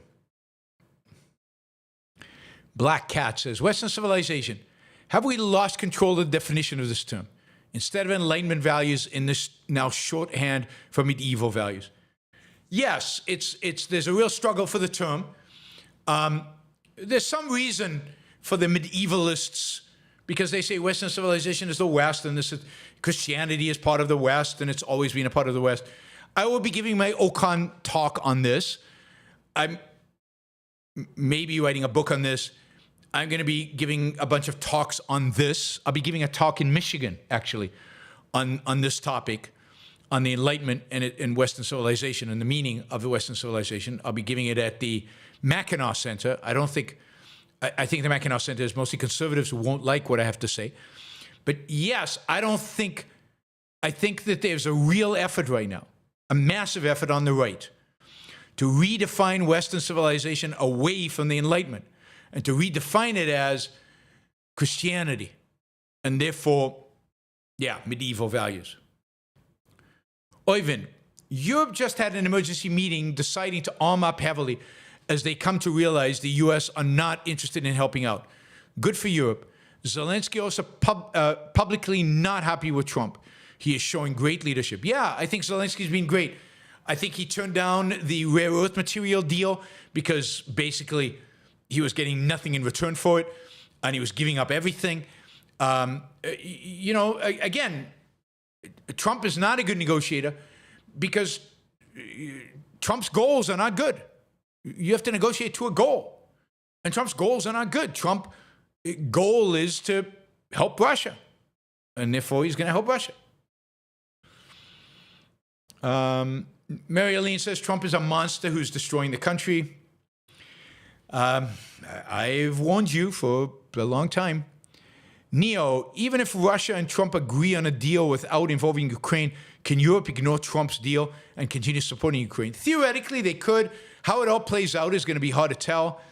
Does the United States threaten to withdraw from NATO? Does it withdraw from NATO? A lot of details have to be played out. But look, Europe is rich enough to beat Russia.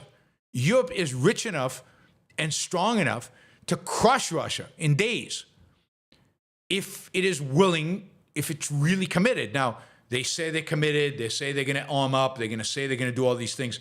But we also know how fickle the Europeans are, particularly the French. But we know how fickle they are, right? So will they actually live up to it? Will they actually do it? That is the question. But yes, they can. Andrew, whether a court rules against the conservative clause, the conservatives claim it's an activist court. I want a court of activists defending individual rights. Absolutely. That's the job of the court, to defend individual rights on the basis of the Constitution as imperfect as a document as it is, it's still pretty good. And yeah, we need an activist court defending the Constitution. Jonathan Honing says, I endorsed Hillary over Donald J. Trump and would do it again. Thank you, Jonathan. You have been a voice of sanity with not just with regard to Trump, but certainly with regard to Trump for many, many years, and a voice of sanity for capitalism on Fox when Fox has none anymore. You're about it in terms of voices that are pro-capitalist on Fox. Yeah, sad. Wyatt, would you say you're anti-religion as Trump supporters are anti-left? No, because in many respects, I'm more anti-religion than they are anti-left, but the consequences of that are very different. And I'm also anti-left. That is, I'm anti-religion and anti-left. And I'm anti the religion of anti-left. That is, I'm anti all forms of mysticism, all form of subjectivism, all forms of irrationality. And I'm not really anti-anything. I'm really pro-reason. I despise religion, all religions, by the way, because they reject reason, because they embrace faith. So, no, I'm not like Trump supporters are anti-left because they are mindless. And by being anti-left, they embrace the left. I like the term going around these days called woke right. So they hate woke, so they become woke. They hate racism, the racism of DI, so they become racist. They hate making appointments to the government based on ethnicity. So, you know, they make appointments to the government based on ethnicity, just white this time.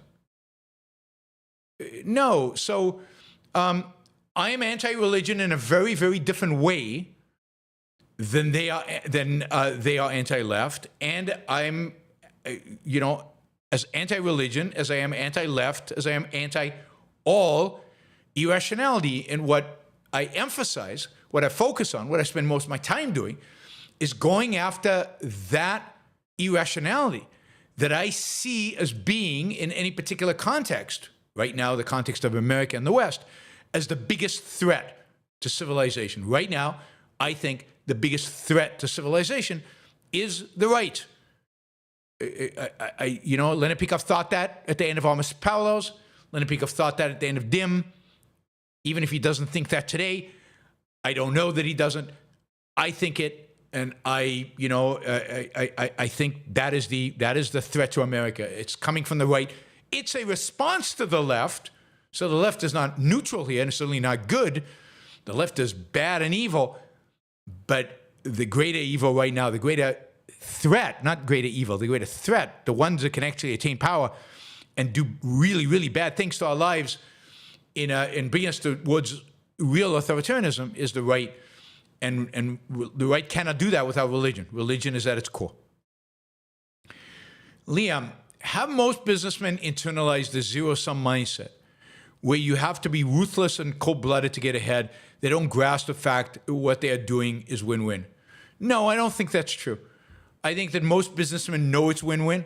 I think it's a minority of businessmen who don't. I think most businessmen know, and I've met many, many, many businessmen and done seminars to businessmen, and no, overwhelming majority of businessmen understand that it's win-win. They're not ruthless in that sense at all. And I think they treat their customers, their employees, their suppliers on the basis of win-win. Not your average algorithm. Do dead bodies have rights, or are they considered property? If the deceased are just property, should laws against necrophilia be abolished? Oh, God. I don't know. I have no idea. I mean, I assume they should be. I assume they should be property. God, is necrophilia really a thing? I assume they should be property, the property of whoever he left the will to, whoever is responsible for burial and all that stuff. And I think that necrophilia should not be illegal, but should be frowned upon, and is sick, and it's a violation of property rights of the people who, anyway, I don't know.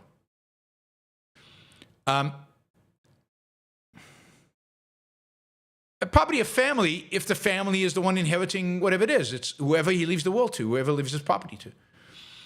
Harper Campbell says, are tax-free muni bonds a good investment? If you amassed a large portfolio, you're guaranteed 5% a year tax-free for life. I mean, I think they're useful as a tool. Is 5% tax-free for life good? I don't know. If inflation is 10%, maybe not so much. So I don't know that that's really that good. They're a tool in your portfolio. The higher your tax bracket is, the more tax-free is attractive. So if you're in a low tax bracket, it doesn't make any sense to buy municipal bonds. Only if you're in a very high tax bracket does it make any sense to buy municipal bonds. And, yeah, I mean, it's part of a portfolio. I would never invest directly. Imagine if there's a bunch of municipal bankruptcies like there were in the 70s, and some of those bonds go to zero, then you won't get your 5%. So like in everything in finance, the right policy is diversification. Harper Campbell says, do you think most rich people would rather pay 50% in taxes than move to Puerto Rico? I think that's evident by the fact that they continue to pay 50% in taxes and don't move to Puerto Rico. I think they've made the choice. So the best way to determine what people think is to see how they behave. Michael, the Nazis were a white Christian nationalist movement. So is MAGA. It's a normalization of racism, hatred, conspiracy theories, trying to make Christianity a legitimate force in society. I agree completely. I think MAGA is all of those things. And I think Trump is all those things. And I think he did it in his first round. He did what he could to normalize those things. And this time, he surrounded himself with people who just don't care and are going to be blatant about it. I think this rehiring of that racist kid to DOGE is an example of that. Normalize his racist comments, make them no big deal. Oh, what do you say? I'm not going to fire somebody because he makes racist comments. I would fire anybody who made racist comments. Not interested in racists working for me. Jonathan, MAGA is the proper way to call Trump lovers. Maggot. Oh, okay.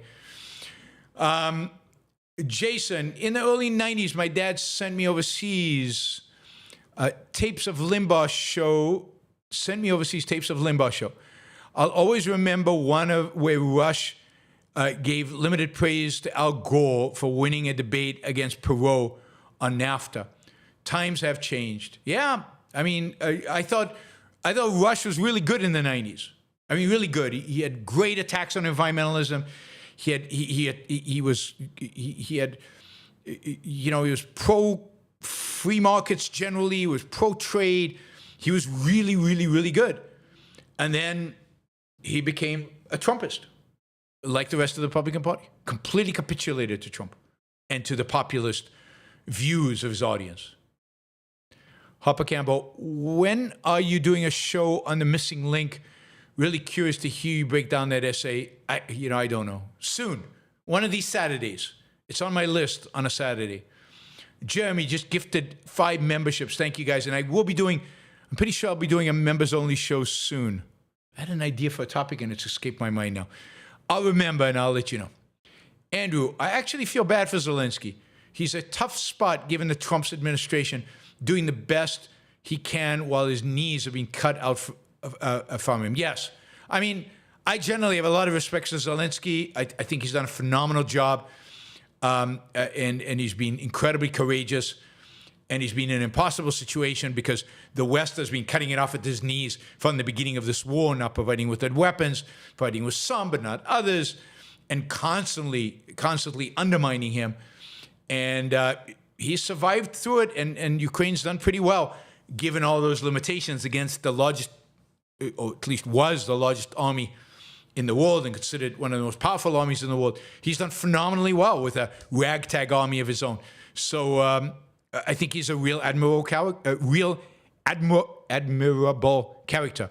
And what Trump is doing to him, what the Trump administration is doing to him, is contemptible. Just contemptible. Cook, speaking of WWE, immigrants like Ray Ripley and Gunther are not only taking good-paying wrestling jobs from Americans, but they're also taking world championship belts as well. The horror of it. I know nothing about the WWE, but anytime immigrants are taking the jobs of hardworking Americans, it's just a massive injustice and horrible. I'm kidding. Jonathan, it's good the Germans aren't allowed to choose Nazism. They proved that they are too dangerous to the rest of us to be allowed to make that choice. It's their choice. You know, the rest of us don't have any say in it. That's what freedom means. Freedom means people get to make choices. Now, if Nazis win and we decide to invade because we don't want the consequence of it, I'll support that. But they have every right to vote for it. They have every right to argue it, to articulate it, to make the argument for it. It's despicable and disgusting. But that freedom is partially what freedom means, is allowing despicable and horrible people their, time to speak, ability to speak, as long as they're not doing it on my property. Jeff says, no need to bring politics into sports. Absolutely bring politics into sports. Sports is hugely politicized anyway. All this national anthem playing during sports is already bringing politics into sports. Jeff, I'm currently reading It Can Happen Here by Sinclair Lewis. I believe it can, but it will be the right who created. I think that's true. Henry, I think you ought to stop calling Elon a brilliant businessman. This is a second-handed take unless you have examined Elon's business closely first-handed. Tesla FSD is investor fraud. I mean, we'll see, right? I mean, if it's investor fraud, we're going to discover that pretty quickly. I have a lot of respect for markets, and the market values Tesla a lot, and the market values SpaceX a lot. And if it was fraud, the market would see it as fraud. It's not like this is hidden. So this is not a meme stock. This is not a stock that a few kids can manipulate. This is a stock a lot of really, really, really smart people are buying. Now, I think they might be wrong and the valuation is wrong and it's too expensive and all of that. But I'm skeptical about it being fraud given the market, given my respect generally for the stock market. Every time I have said, no, the market's, the market doesn't see it. For years, I've been wrong because I missed something. And I think those of us who are skeptical of Tesla, I mean, not skeptical in terms of its valuation. I think it's way too overvalued, but skeptical that it has some value. I think need to have more respect for the market. James, what do you make of Elon's unfortunate hand gesture a month ago? I think it was his enthusiasm. I don't think that was he meant it as a Nazi salute, even if it came out as one. I think it was just he was excited and he threw his hand up, and in that kind of celebratory way. So I don't make a lot of it. While I'm very critical of Elon and politics, that is not the reason for me to worry about Elon. Sylvanas, what do you get? When do we get the U.S. version of the X-Wing and the Reichstag? I don't know. I don't know if we'll ever get it. Hopefully we never get it. And I don't know. I mean, again, the country is still split. In order for Trump or anybody to become a real authoritarian, he's going to have to find a way to unite the country. He's going to have an approval rating greater than what it is today. He's going to have to do something, create something. And I don't think the country's quite ready yet for something like that to unite it, whereas Germany obviously was. Eyal, is the world beyond saving? No, it's never beyond saving. People have free will. People can change. Politics can change. Things can change very, very quickly. Look how quickly they changed for Trump. And the unthinkable happened in 2016 after we really didn't think it was possible. Andrew, if Trump is successful in pushing legal boundaries with his executive orders, if it further weakens the power of the legislative branch. Yeah, we'll talk more about this in the future. That is the key. The key to the future of America is the legislature, and it really has to grow a spine. And that means Republicans have to grow a spine. And, well, so Democrats, when Democrats are presidents. So they got to grow a spine. They got to become real. We've got to have a third branch of government. The only branch of government today that stands up to the president is the courts. And that is not sustainable without a proper legislature. Mary Eileen, I had a classmate who got encephalitis as a side effect of measles. He had to relearn to walk and talk. Yeah, I mean, it's really, really, really horrible. And it's curable with a simple vaccine that has no meaningful side effects. Robert, happy anniversary to you and Mrs. Brook. I trust she knows that your regular listeners, subscribers, and friends are grateful to her for her role in making you such a happy, successful man. She appreciates that. Thank you. She'll appreciate hearing you say it, thank you, or me say what you wrote. James, did you see the Social Security numbers from DOGE just released? It's nice to see thousands of Americans over 200 years old are still receiving their Social Security checks. But they're not. They are not. I covered this earlier in the show. Those tables are not people receiving checks. There are not 390-something million people receiving checks. There are only 70-something million receiving checks, and that includes SSID and other, the disability stuff. So no, nobody over 120 is receiving a check because nobody over 120 is alive. That is just people in a database, not people who receive checks. This is the fraud that DOGE is committing on you by presenting it that way. Although Elon Musk didn't actually say, because he's too smart to commit the fraud, that 200-year-olds are receiving checks. He didn't say that. He implied it. But it's not true. A little bit of research into how many people on Social Security, what the total budget of Social Security is, and what the average check size is, and you can figure out exactly how many people are getting the checks. And it's not the 300-something million that are in the database. And none of the people over 120 are receiving checks. So it's a fraud committed on you by DOGE. Is there a point in the culture where people say enough and turn their values around like a drunk hitting the bottom, or does the accepted morality lead to a continuous negative collectivistic status? I mean, they could be. Argentinians have done it in some respect politically, and it could happen. Again, it's all an issue of choices we make, and it's all an issue of what the alternatives that we face. And the job, our job, objectivism's job, is to provide an alternative to keep going downhill. An alternative morality, an alternative politics, an alternative philosophy to what everything else that is going on in the world. Look at what's going on in Gaza. It's horrible there, and they're doubling up. They're doubling up on the same values that got them there, that got them to the poverty and degradation that they're suffering from. Raphael, hi, Yaron. People usually say this is subjective, meaning its subject is each individual interpretation. Is this connected to subjectivism? It often is, but it doesn't have to be. I call that personal. The personal is not necessarily subjective. Just because every individual has his own values does not make those values subjective. What determines whether they're subjective or objective is how he reaches them, how he validates them. Hey, Yaron, this is Esoteric Economy. Hey, Yaron, are conservatives beyond hope, rampant collectivists, anti-immigration, pro-tariffs? Is there any way to get people who value the free market? Certainly, MAGA is beyond hope at this point. I don't know if you call that conservatives. There's certainly better conservatives. There's certainly people on the right who are salvageable. But MAGA is a completely, utter lost case. They're completely pathetic. Proposed bill looks to make Trump's birthday a federal holiday.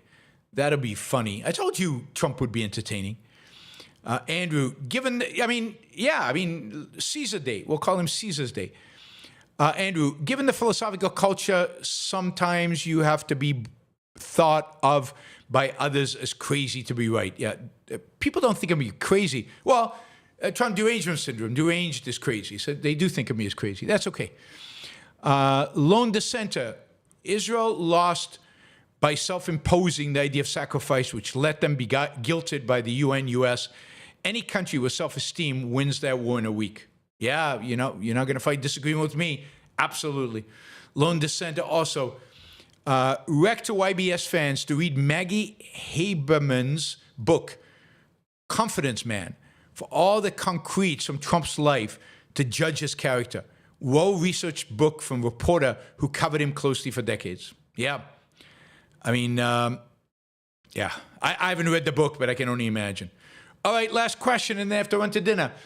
I agree with you that Vance's statements in Europe was intellectually empty, but there is some irony in Europeans taking umbrage at being lectured to. Yes, I agree completely. Europeans are the last people who should take umbrage by being lectured to, particularly on issues where they should have been lectured to.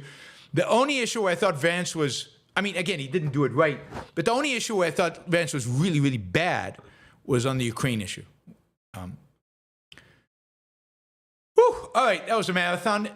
Thank you. I had to finish by 5. It's 5:01. Thanks to all the super chatters. You guys were great. And thank you for all the questions. The questions were great.